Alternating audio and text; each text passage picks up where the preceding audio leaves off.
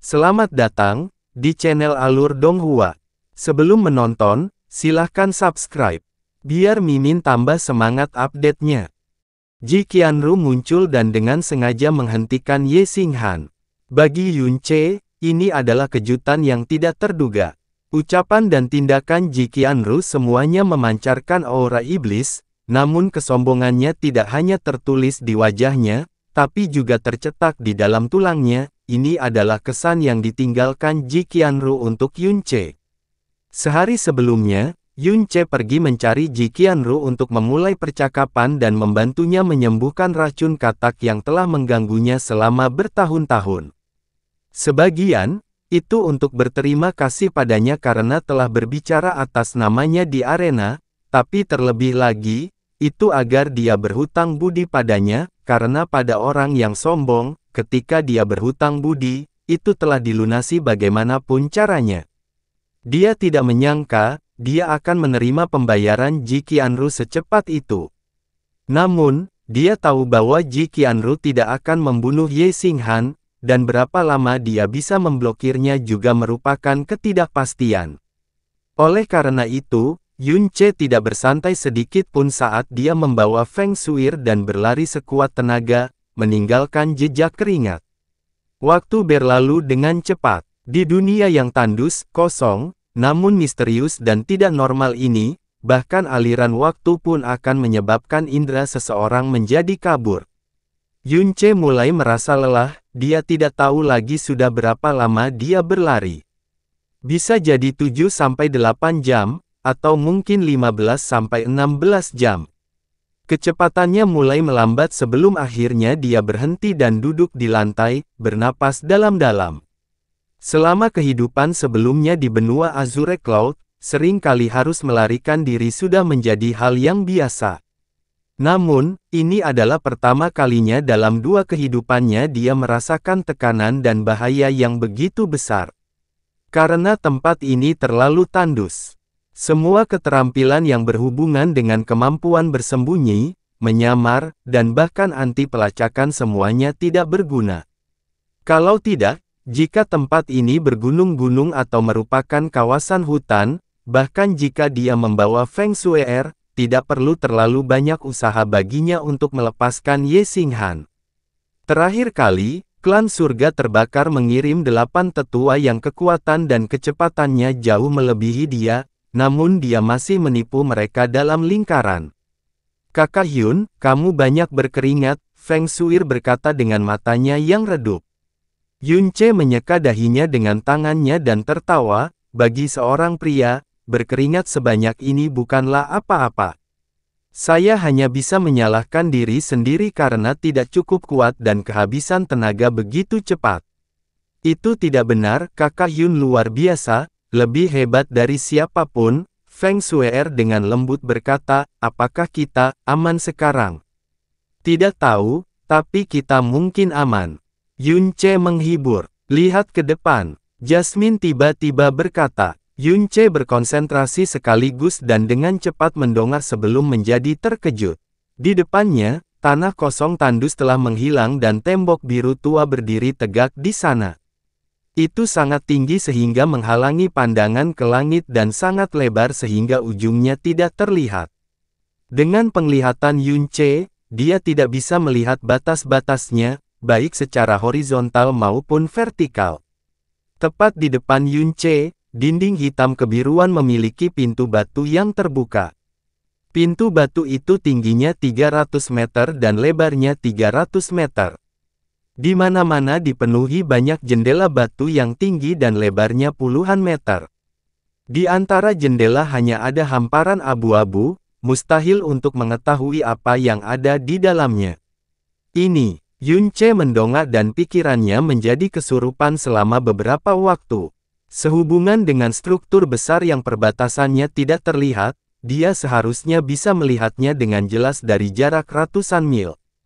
Terlebih lagi, tempat ini sangat tandus bahkan jika infrastrukturnya 100 kali lebih kecil, tidak diragukan lagi tempat ini akan sangat tidak pada tempatnya dan langsung terlihat.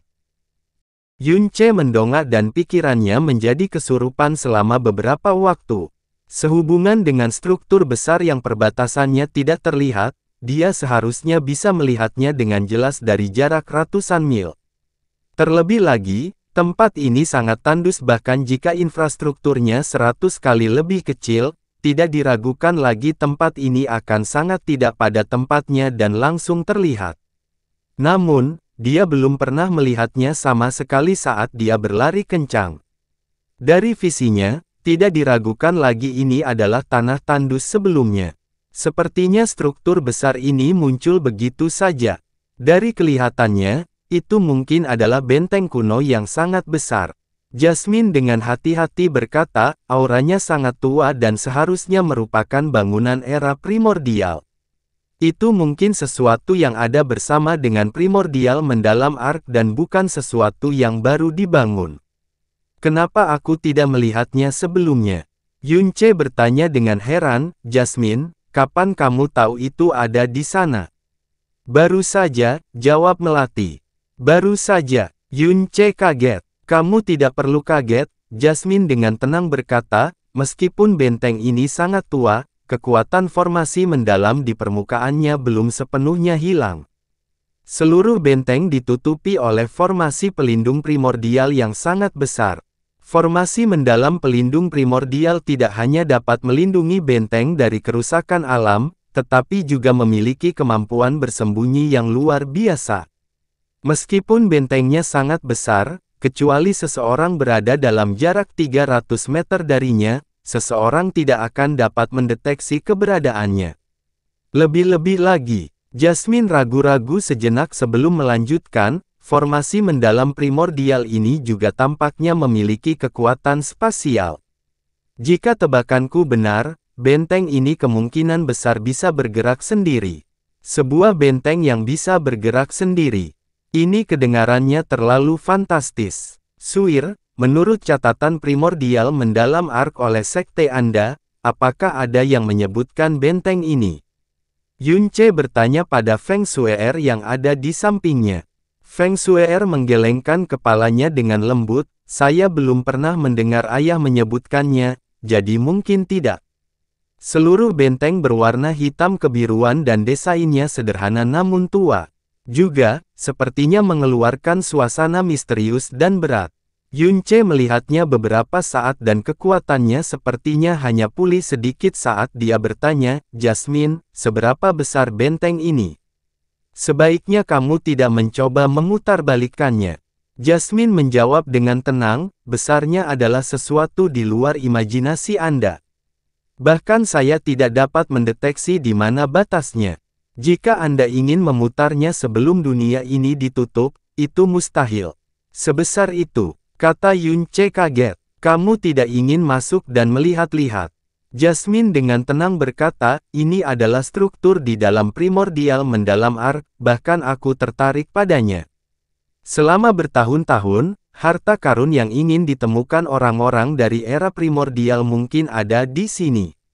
Yunce berdiri, dan setelah memastikan tidak ada aura aneh dari belakang, dia mengangkat kepalanya setengah dan berjalan maju perlahan.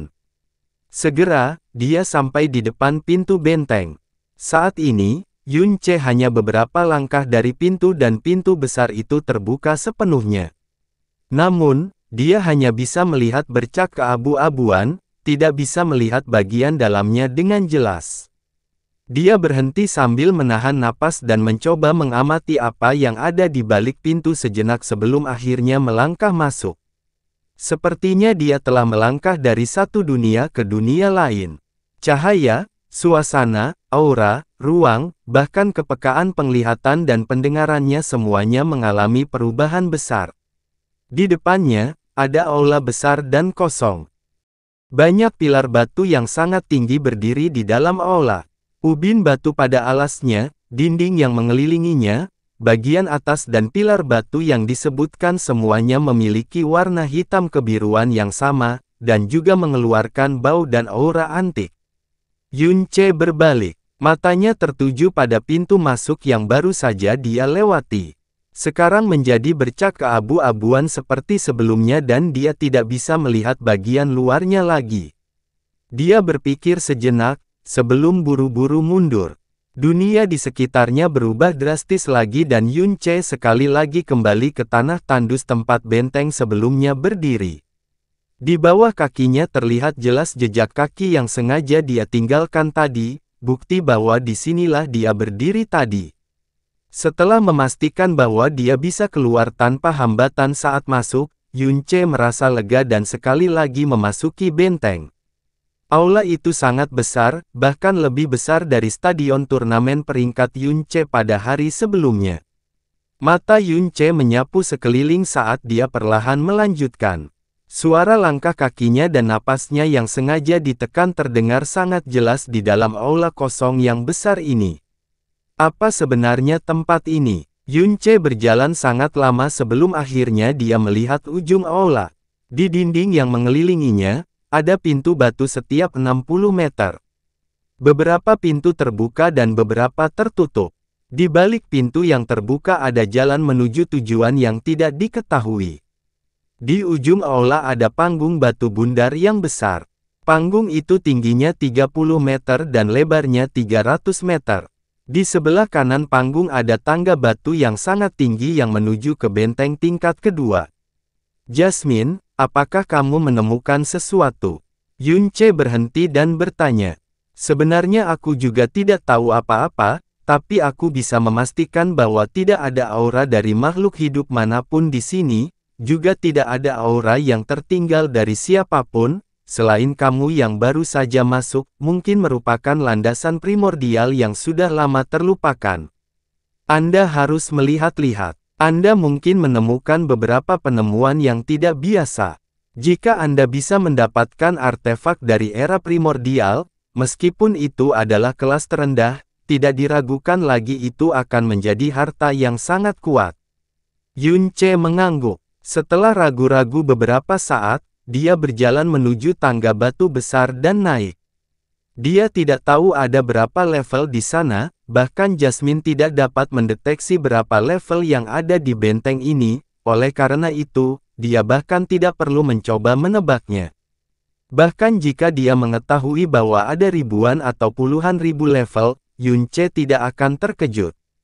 Di tangga batu, Yun Che perlahan naik dan melihat ke bawah pada saat bersamaan. Dari atas, dia mengamati aula besar di tingkat pertama. Saat dia melihat ke atas panggung bundar, dia berkonsentrasi dan berhenti naik. Karena pada saat itu, dia seperti merasakan kilatan cahaya merah melewati matanya. Itu sangat sunyi dan masih berupa bidang hitam kebiruan. Oleh karena itu, meskipun cahaya merahnya sangat lemah, namun tampak mencolok dan tidak biasa. Yun Che bahkan tidak berpikir saat dia memeluk Feng Shui'er dan melompat turun dari tangga batu, terus mendarat di atas panggung sambil terpaku pada posisi di mana cahaya merah itu berada. Apa yang kamu temukan? Aku masih tidak yakin. Yun Che berjalan ke depan sambil perlahan mencapai ujung panggung. Kemudian, cahaya merah lemah tampak melintas di matanya lagi, yang menyebabkan dia buru-buru berhenti bergerak. Matanya terpaku kuat pada celah di antara dua batu berwarna hitam kebiruan yang berada di atas panggung batu. Yun Che berlutut saat dia melihat lebih dekat dan memang, ketika dia fokus di antara dua batu hitam kebiruan, di celah sempit yang sulit dilihat dengan mata manusia, cahaya merah yang berkedip-kedip keluar. Ada sesuatu di bawah sini. Jasmine mengatakan bahwa ini adalah tempat yang tertinggal dari era primordial dan pastinya sangat tua. Tapi benda di bawah masih memancarkan cahaya. Ini pasti berasal dari artefak tidak biasa yang tertinggal. Jika itu benar-benar harta karun yang luar biasa, mutiara racun langit seharusnya bisa mendeteksinya. Mengapa mutiara racun langit sama sekali tidak bereaksi? Yun Che mengulurkan tangannya dan menghancurkan retakan ini dengan kuat. Sebuah ledakan langsung terdengar saat tangannya memantul kembali. Ia merasakan sakit pada kulit dan tulangnya, namun kedua batu hitam kebiruan itu baik-baik saja, bahkan tidak rusak sedikit pun. Kamu ingin memecahkannya. Dengan kekuatanmu, ini pasti tidak mungkin. Xia Yuanba adalah tuan tingkat menengah dan dia masih belum mampu memecahkan batu biasa dari luar. Bebatuan di dalam benteng ini jauh lebih kuat dibandingkan di luar. Bahkan jika kamu menyerangnya dengan kekuatan penuh selama puluhan tahun, itu tidak akan rusak sedikit pun, lanjut Jasmine. Pasti ada sesuatu yang istimewa yang tersembunyi di bawah panggung ini, atau mungkin berisi ruang lain. Namun, seperti yang Jasmine katakan, dengan kekuatannya, menghancurkan tahap ini pada dasarnya adalah tugas yang mustahil. Yunce mencari di sekitar, dan tidak menemukan sesuatu yang mirip dengan saklar mekanisme. Oleh karena itu, dia hanya bisa menyerah, dan sekali lagi, menaiki tangga batu. Tangga batu itu panjang, dan bahkan setelah Yunce berjalan sangat lama, dia hanya berjalan setengahnya. Siapa kamu? Langkah Yunce tiba-tiba terhenti, dan dia buru-buru menoleh untuk melihat sekelilingnya. Siapa ini? Siapa yang bicara? Ah, Kakak Yun, ada apa? Feng Shui'er, yang diam-diam meringkuk dalam pelukannya merasa sangat ketakutan, dan dia bertanya dengan sedikit cemas. Tatapan Yunce menyapu sekelilingnya saat dia menuangkan konsentrasinya ke telinganya. Dia dengan lembut bertanya, Shui'er, apakah kamu baru saja mendengar suara? Baru saja, Feng Shui'er menggelengkan kepalanya, bingung. Baru saja, Yunce jelas mendengar suara yang sangat lembut dan samar. Suara itu sangat lemah, dan terdengar seperti suara wanita. Namun, suaranya juga sangat halus, menyebabkan dia tidak dapat membedakan dengan jelas dari mana suara itu berasal. Atau mungkinkah, imajinasinya? Jasmine, suara itu tadi. Apakah kamu mendengarnya? Yunce bertanya dengan cemberut. Saya tidak mendengar apapun sama sekali, jawab Melati. Apa yang kamu dengar? Bahkan Jasmine tidak mendengarnya. Yunce tidak bisa tidak curiga bahwa apa yang dia dengar sebelumnya hanyalah suara ilusi.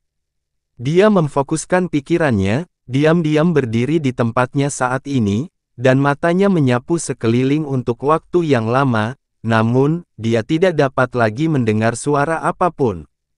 Yunce terus mengangkat kakinya, dan menaiki tangga. Setelah sekian lama, dia akhirnya sampai di lantai 2 benteng.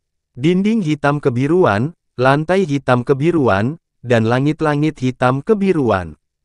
Semuanya tidak berbeda dengan lantai pertama. Yunce tidak melanjutkan ke atas, dan sebaliknya, berjalan lurus menuju pintu batu yang terbuka.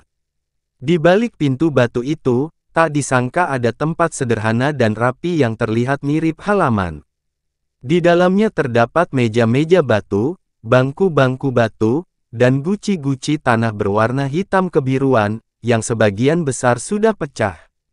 Di belakang halaman terdapat 7 hingga 8 ruangan yang tersebar secara teratur.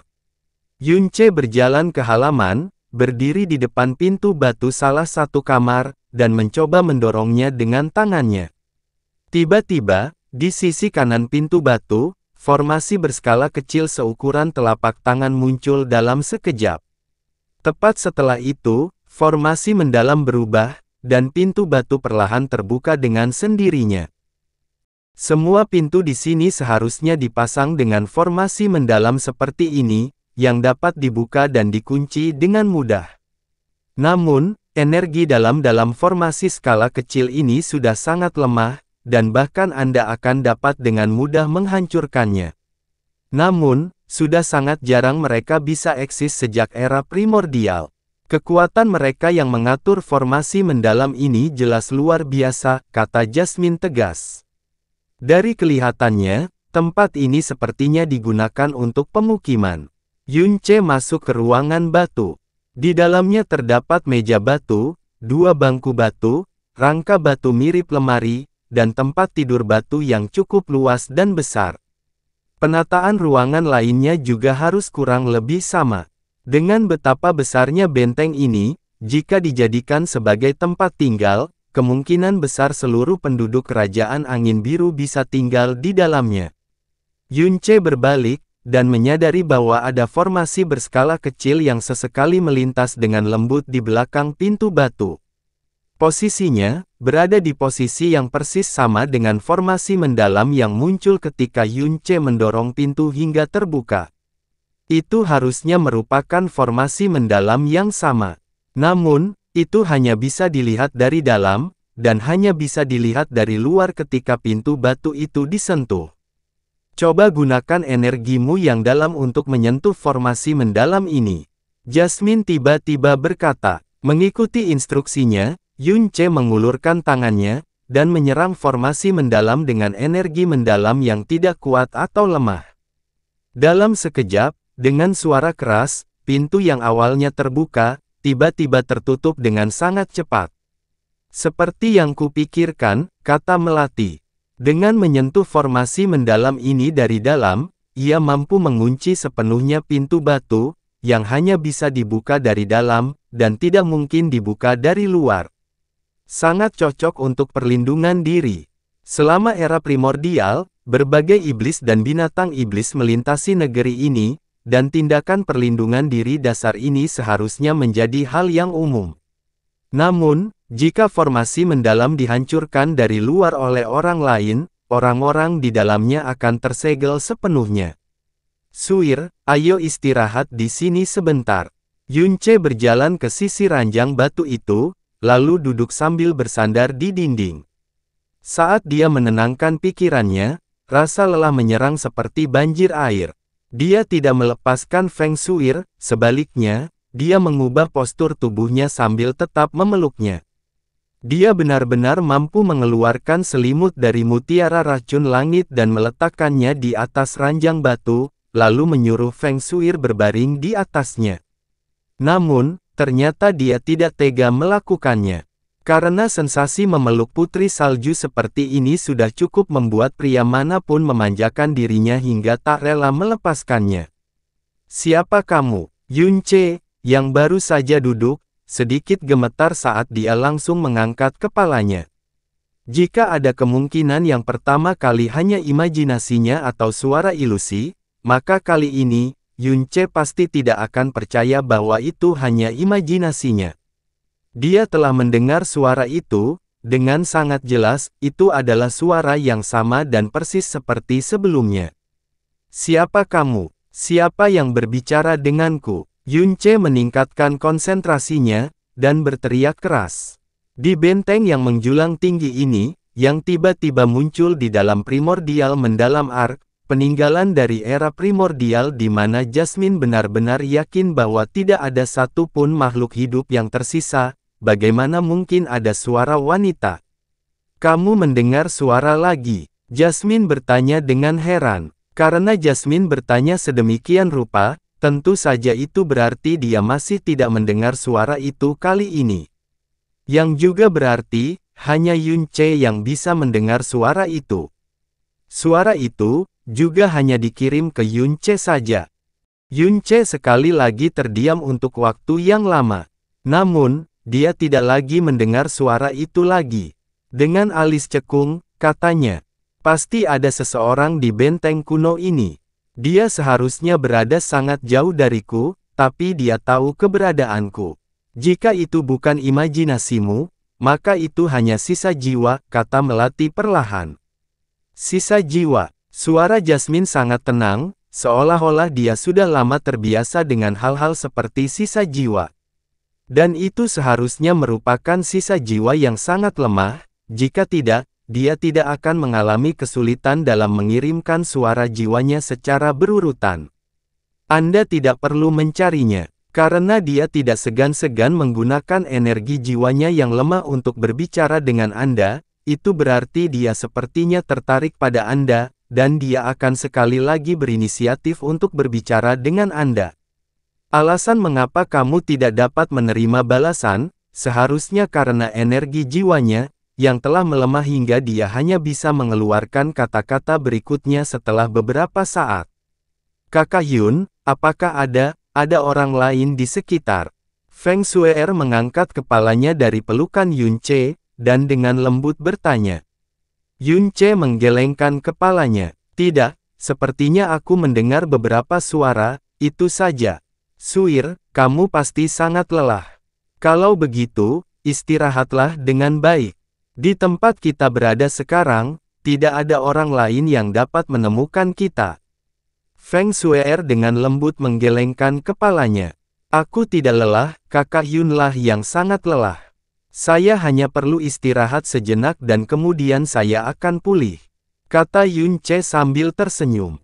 Dengan fisik Dewa Naga, dan kekuatan Jalan Agung Sang Buddha, kecepatan pemulihan energi dan staminanya jauh lebih cepat dibandingkan orang biasa. Kedua orang itu menjadi tenang. Setelah beberapa jam melarikan diri, di mana mereka tidak berani berhenti sedetik pun, akhirnya hati mereka menemukan kedamaian dan ketenangan. Dan Yun Ce akhirnya bisa benar-benar merasakan kehangatan dan keharuman dalam pelukannya. Memeluk putri salju dengan ringan seperti ini kemungkinan besar adalah pemandangan seperti mimpi yang bahkan tidak berani diimpikan oleh setiap pria. Dan putri salju seperti anak kucing kecil yang patuh dan meringkuk dalam pelukannya. Dia tidak melawan atau menolaknya, dan hanya beristirahat dengan tenang. Shue'er, Dewa Phoenix di Sekte Phoenix Ilahimu, apakah dia benar-benar sudah mati? Yun Ce bertanya dengan suara ringan. Namun, Jasmine telah memberitahunya jawaban atas pertanyaan ini sebelumnya, dan kata-kata Ye Xinghan dan Feng Feiyan bahkan lebih membuktikannya. Feng Shue'er terdiam beberapa saat, sebelum dia mengangguk dengan lembut, Tuan Dewa Phoenix sudah berangkat 3 tahun lalu. 16 tahun yang lalu, alasan mengapa Dewa Phoenix memilihku setelah aku lahir, adalah karena ia tahu bahwa umurnya akan segera berakhir, dan ia membutuhkan penerus dengan potensi yang cukup. Saya berada di bawah bimbingan Dewa Phoenix selama 13 tahun, dan saya menerima semua warisan Dewa Phoenix, sumber energinya, energi jiwa, semua darah Phoenix, dan semua ingatannya.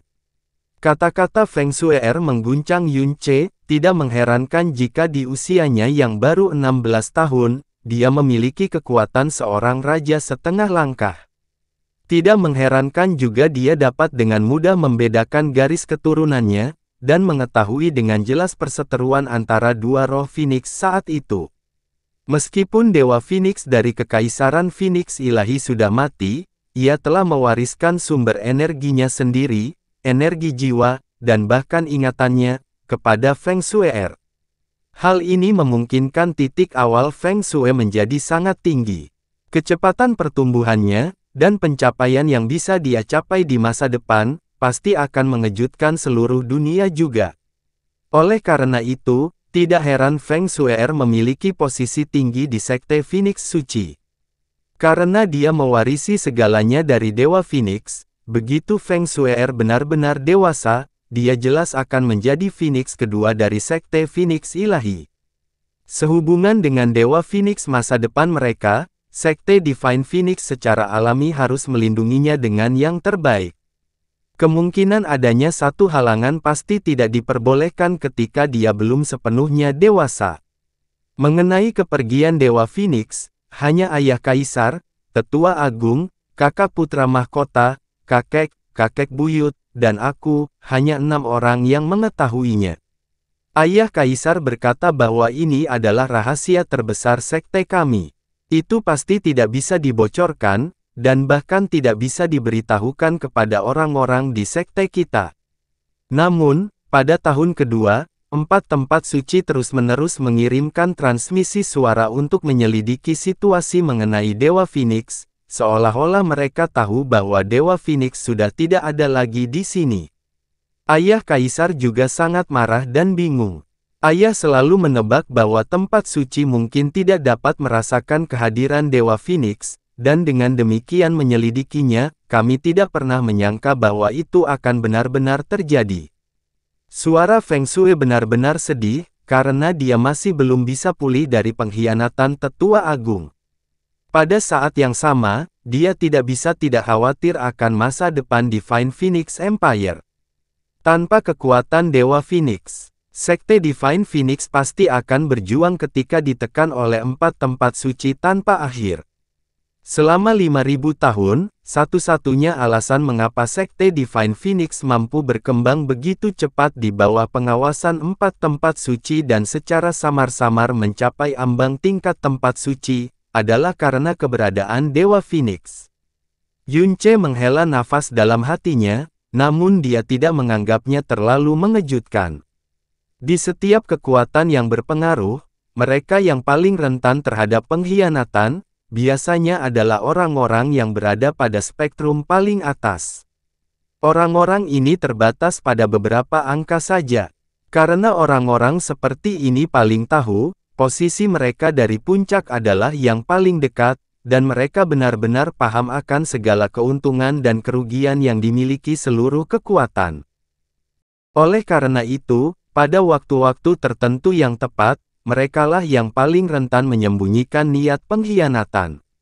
Jika Sekte Divine Phoenix terus menjadi kuat seperti ini, niat pengkhianatan Feng Feiyan mungkin tidak akan terbangun bahkan sampai kematiannya. Namun, dengan kepergian Dewa Phoenix mereka, pada saat yang sama dia mengkhawatirkan masa depan Sekte Divine Phoenix, dia bahkan lebih takut akan masa depannya sendiri. Jadi setelah mempertimbangkan pilihannya, dia memutuskan untuk membelot ke Sun Moon Divine Hall sesegera mungkin. Jika Yunce dan Xia Yuanba tidak hadir, dia pasti sudah membantu Ye Xinghan mencapai tujuannya, dan membiarkan Feng Shue'er, yang membawa harapan terbesar Divine Phoenix Empire, mendarat di tangan Ye Xinghan. Konsekuensinya tidak dapat dibayangkan. Tidak apa-apa, begini juga tidak masalah. Bukan saja mereka tidak mampu mencapai apa yang mereka inginkan, mereka malah mengekspos diri mereka sepenuhnya. Jika tidak, semakin lama mereka terekspos, itu akan menjadi lebih berbahaya. Yunce menghiburnya. Feng Shuir menjawab dengan ringan. Itu semua karena Kakak Hyun. Jika bukan karena Kakak Hyun, aku jika ayah Kaisar tahu, dia pasti akan sangat berterima kasih kepada Kakak Hyun juga. Cukup baik jika ayahmu berhenti mencoba membunuhku.